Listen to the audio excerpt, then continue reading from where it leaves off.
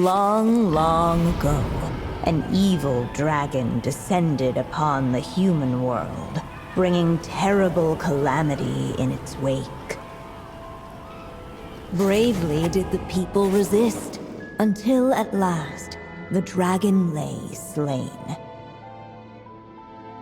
Later, a witch with a love for stories came upon the tale of the evil dragon, and for reasons she could not explain, felt a pang of sorrow on its behalf.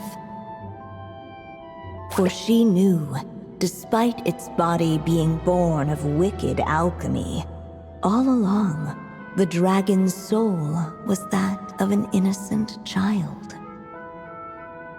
Right up to the moment of its death, it had no choice in becoming a vessel of calamity, nor could it fathom the cruel fate that lay before it. Though the witch had a love of stories, she was not pleased with how this one ended. "No, that won't do," she thought. "I'll write you a better ending instead." And so she set off to do just that, borrowing a little magic from her friend. With it, she wove a dragon's egg, resolving to rear a dragon child of her own. Yet long in thought she lingered, wondering what kind of world her little dragon ought to behold upon waking.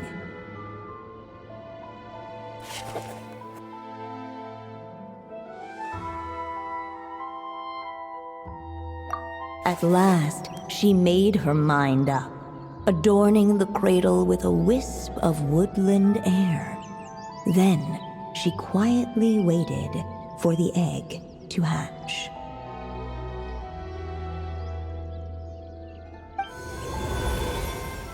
Whoa! We're actually inside the story! This must be Aunt Alice's magic. Yeah. A story about me? Why don't we just see where the story takes us? All we know is the beginning at this point.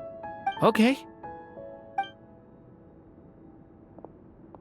And now a golden-haired traveler, a silvery sprite, and a dragon-born youth step onto the stage.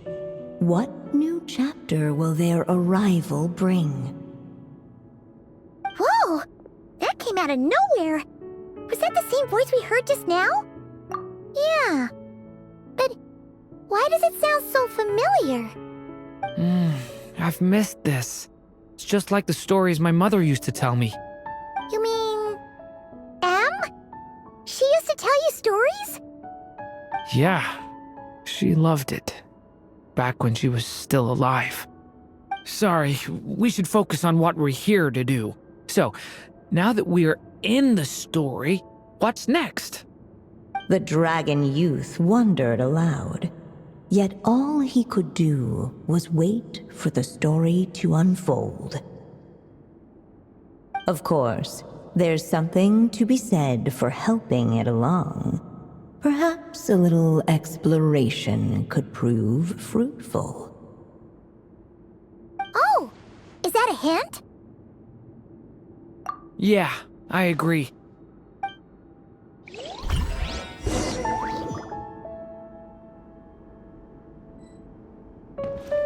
For a moment, the story crashers fell silent. Perhaps waiting around wasn't such a bad idea after all. This Dodoko doll is meant to be the witch in the story, right? Wait a second. All the people we've seen that look like that turned out to be mages from the Hexenzirkel. Do you think the witch in this story is one of them too? My mother had a hat just like this. Then, the witch must be Em. Looks like this story really is about Durin, huh? Whether the sprite spoke true or not, it had little bearing on the story at hand. For in that moment, what mattered most was not that she was a witch, but a mother waiting for her child to hatch. Let's keep looking. Yet those who never stray beyond the main plot often miss the fun little details along the way.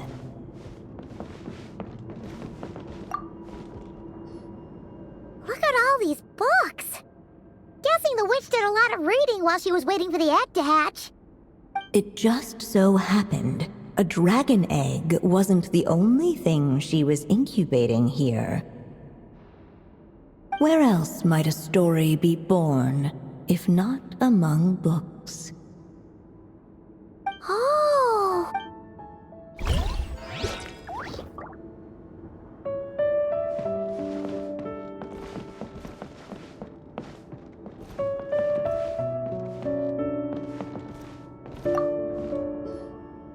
Look at all these books! It just... Where else might... Oh!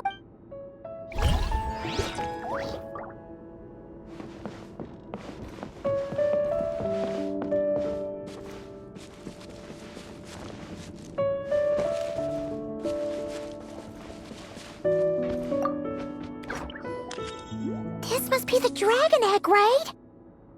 Looks like it's gonna hatch any moment now. So we've got a dragon egg about to hatch, a witch who loves stories, and that evil This is my story, isn't it? Okay, so how are we supposed to help the story along? It feels like all we can do right now is wait. Apparently, it hadn't dawned on the group to look for a way to help the egg hatch faster. Oh, right! We're at the point in the story where we're waiting for the baby dragon to hatch. So that has to happen before the story can continue. With the flames at his command, perhaps the dragon youth might be able to provide the egg with sufficient warmth. What? You want us to... The silvery sprite's surprise betrayed her lack of reading, for in countless tales it is told that only by fire's embrace will a dragon's egg hatch swiftly. Huh, you... kinda have a point there. Okay, I'll see what I can do.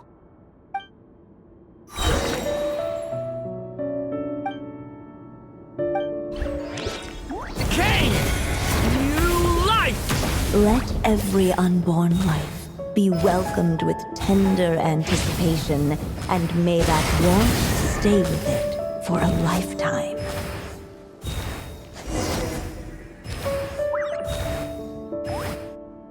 At last, under the witch's expectant gaze, the little dragon broke free from... No living being has ever decided the moment of its birth. You were no exception, my child. I brought you into being because I willed it so, just like the witch who created that evil dragon.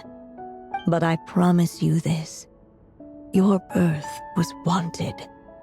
You are loved, and you will have a different fate than the dragon that came before you. You've never told me those things before, but for some reason, I always knew. Thank you for bringing me into this world.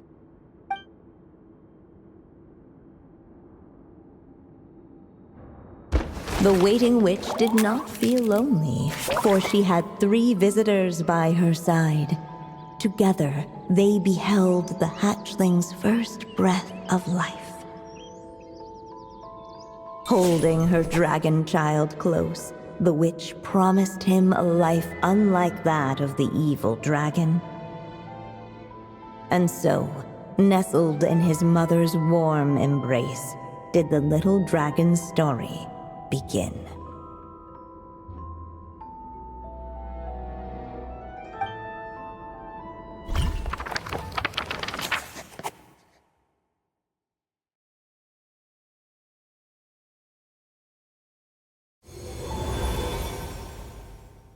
Wait, isn't this Mondstadt? Looks like we're back in the real world. Looks like there's more written on the page now and less ink left than before. So, does that mean we've completed this chapter?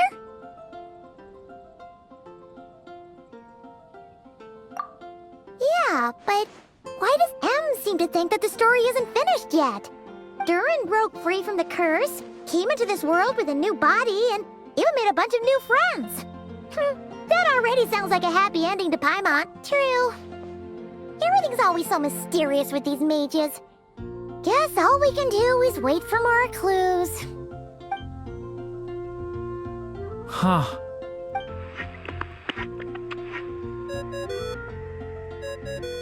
Is this thing on? All right, that should do it. Hey, that's Alice's voice. Hello there, children. If you're hearing this, you've stumbled upon the little recording I left for you.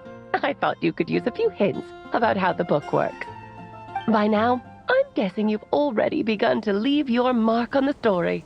You should know, however, that the book needs time to absorb the ink, so the next chapter's clues won't show up right away. Wait, so even magic ink needs time to dry? The good news is, you can return to any chapter you've already completed and continue to explore the mystical, magical storybook world you helped create. Have fun, dearies. Toodles! Oh, man. Paimon was so ready to knock this out in one go.